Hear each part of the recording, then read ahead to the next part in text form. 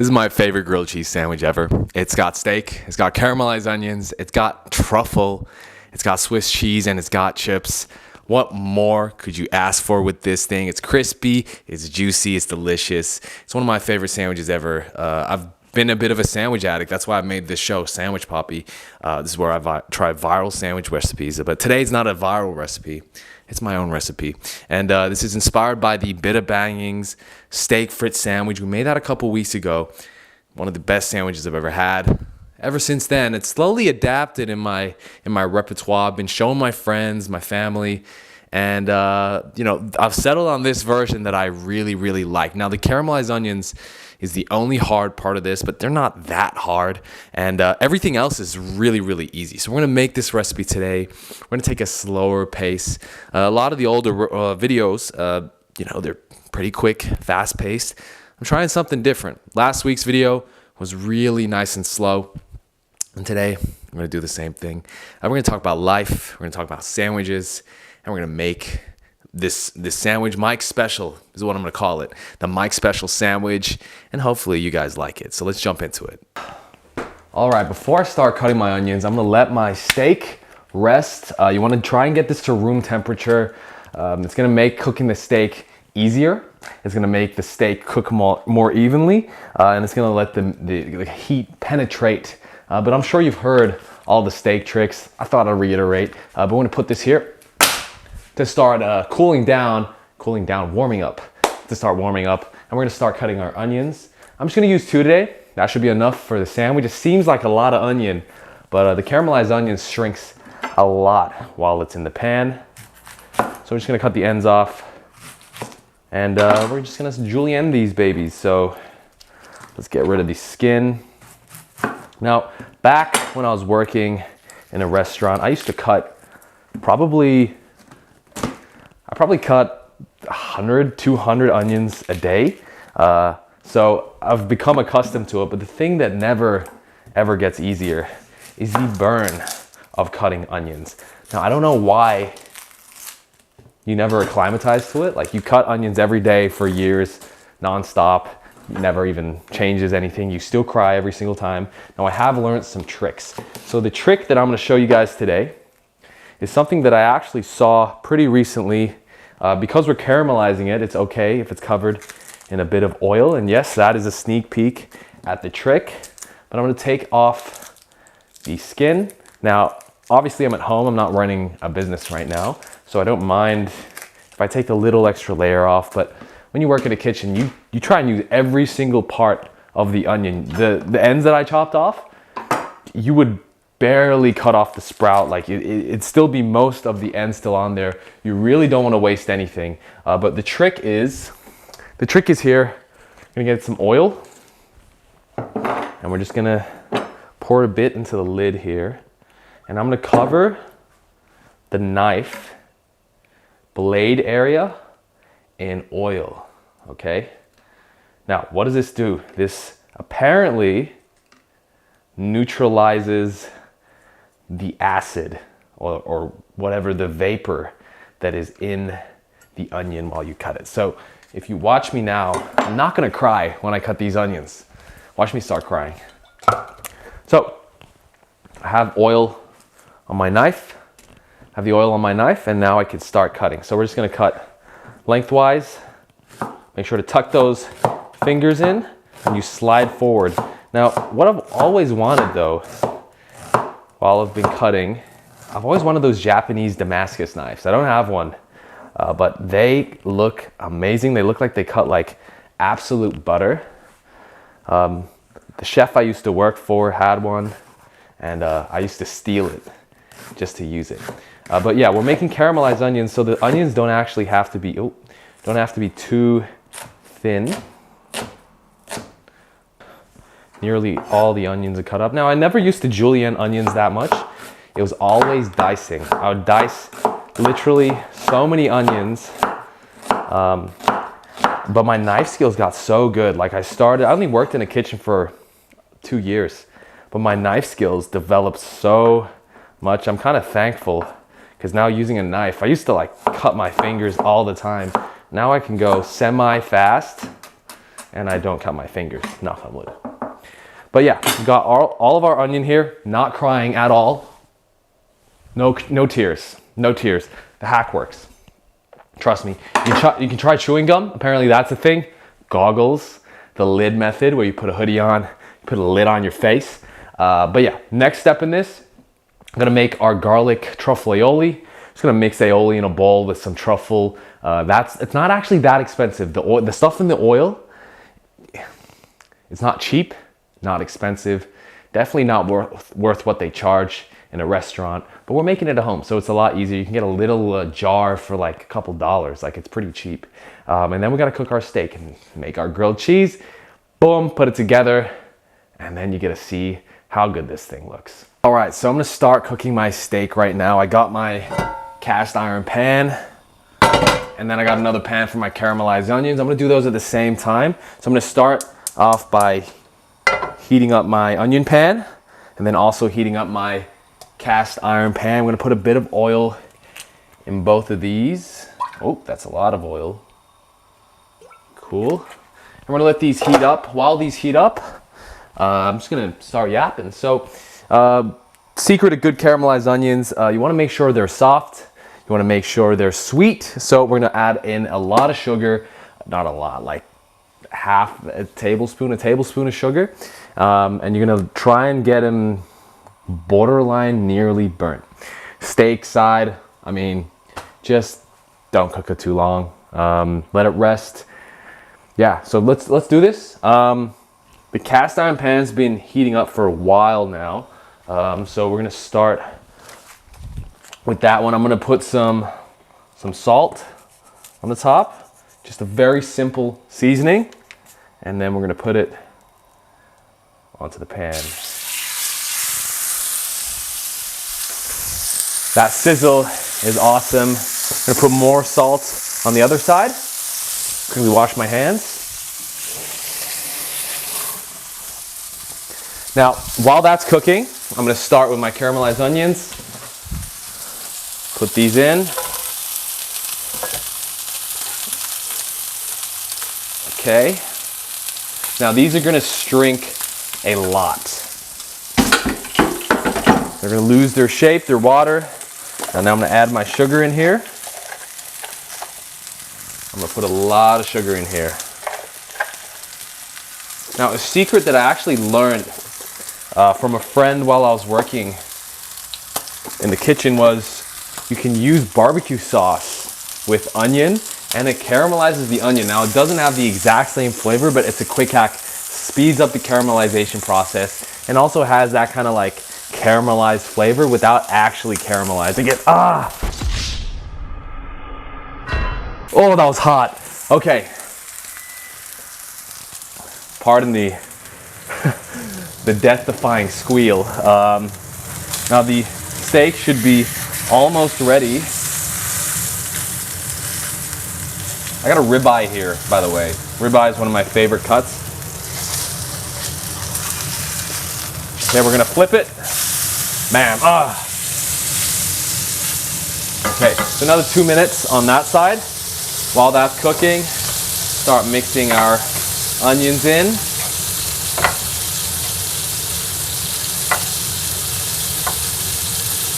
Boom.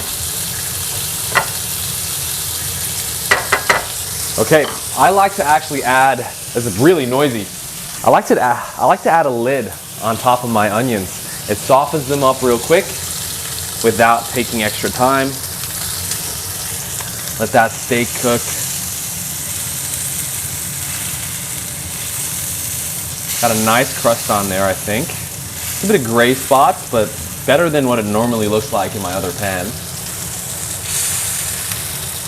You know, during college, I used to cook a steak every day. That was my little, treat.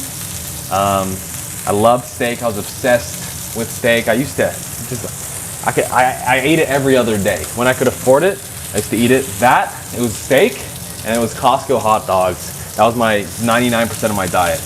But let that crust build. And we're just gonna sit. We're gonna wait. We're not gonna fidget. We're gonna let this cook. There's another minute or two, but I'll be back. And when I'm back, the steak is gonna be ready to take off the pan. It's been two whole minutes. I'm gonna flip it one last time. Get the crust on the other side. And then we're gonna take it off. Now steaks don't actually take that much time to cook. Also, I'm adding the pepper in now a little bit late. The reason I add the pepper in, the pepper burns when the heat's too hot. Obviously, this is gonna be scorching hot on the cast iron, so I don't wanna burn my peppers. So I add it near the end of the cooking process. And that way you don't get burnt peppercorns all over your steak. Cool.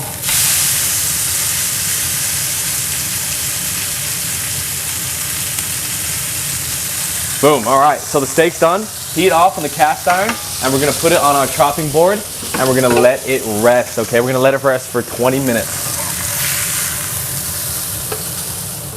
Okay, now I have seen videos where they season the chopping board, but we're not gonna do that. We're gonna let this sit, and after 20 minutes, we're gonna slice this thing up, and we're gonna see how juicy and medium rare it is, all right? All I did was 2 minutes on either side, and that's how we're gonna get a perfect medium rare on our steak. Watch it not be medium rare. If it's not, then anyways, let's rest this. We'll quickly check on our onions. They have softened up a lot, really, really soft. We're gonna mix this around here. Smells delicious. Cooked onions are the best smelling thing in the kitchen, especially you got some garlic in the pan as well. I reckon that's why Italian cuisine is so good. That base of garlic and onion is next level. So we're gonna keep mixing, mix. And we're gonna let it keep caramelizing. Now, at this point, I'm looking at this, it's not sugary enough. So I'm gonna add another teaspoon in here. We're up to 3 teaspoons now, roughly 3/4 of a tablespoon. We're gonna mix it one more time. We're gonna let it sit again. I'm gonna put the lid back on, and we're gonna wait another 5 minutes. And I'm back. It's been a while. It's been a while that I've been waiting for these caramelized onions. They're still not the color I want, but they're nearly there. They're nearly there. So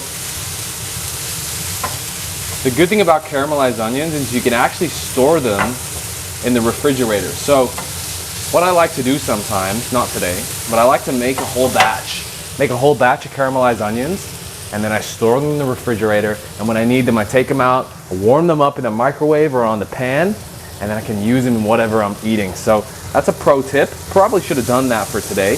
The onions are nearly at the color that I want. So what that means is, again, multitasking. We're gonna start grilling our grilled cheese. So I'm gonna heat up the cast iron again, get it nice and low heat. Remember, grilled cheese, perfect grilled cheese is on low heat. We're gonna get our my sandwich, and we're gonna put it onto the pan. So let's do that right now. Give me 1 second. All right, so I got my grilled cheese sandwich here. I'm gonna put it onto the pan. It's also gonna soak up those meat juices. We're gonna press it down, let it just cook on that low heat. Suck up all the juices. We're gonna mix our onions. Life is good. After these are done, we should be ready to go to start making our sandwich. See this color? We're nearly there on the onions. Now on the grilled cheese, we're gonna let it slowly cook. Now if you want the best possible effect, I recommend some Kewpie mayo and butter. I've been experimenting every day. And if you've cooked the steak in there like I have, steak juices also make the most amazing grilled cheese. So we're just gonna move this around a little. So you can see the color is coming, but it's not quite there yet. So the grilled cheese is just like the onions, it's gonna take a little bit of time. But yeah, what do you guys do in between doing? Because cooking is not just boom, boom, boom, boom, boom. Unless you're in a restaurant, it's actually quite chill. You're looking at the recipe while you're waiting for stuff. Are you doing something else, watching Netflix? For me, I have YouTube on the side. I just play. Sometimes it would just be a short, just looping forever and forever. But yeah, I've always wondered what I should be doing, because you know, before working in a restaurant, I didn't cook too much, so I didn't really know what to do in the off time. But at the restaurant, we used to prep, so it'd be cooking, prep, and sometimes there wouldn't even be time to prep. But when I cook at home now, I'll cook, and then I won't know what to do. I guess wash dishes, but that doesn't count as a task. But anyways, whoa, our grilled cheese looks like it's ready to flip. So we're gonna grab it and flip it, bang, okay. Great, so we're gonna keep letting that cook off. We're not gonna rush these two things, the caramelized onions and the grilled cheese. Unfortunately, no shortcut to these. If you rush either of these, it's gonna turn out horribly and you've wasted all of your time. So I'm not gonna do that. So what you can do, you can use a metal object or a plate, and you can press down on the grilled cheese, right? That's just gonna give it more contact points onto the pan, and you're gonna end up with a better grilled cheese. Don't press too hard because you will obliterate your grilled cheese sandwich. And I'm just pressing down. It doesn't have to be the whole time, but you're just trying to compress that cheese. Oh, sorry, you're just trying to compress the bread so you get good contact so that it toasts really nicely. I'm being too fidgety right now. I'm just gonna leave it. We're gonna let that toast. We're gonna let this toast, and the next time you'll see me, we're gonna be plating this baby up. Oh my God.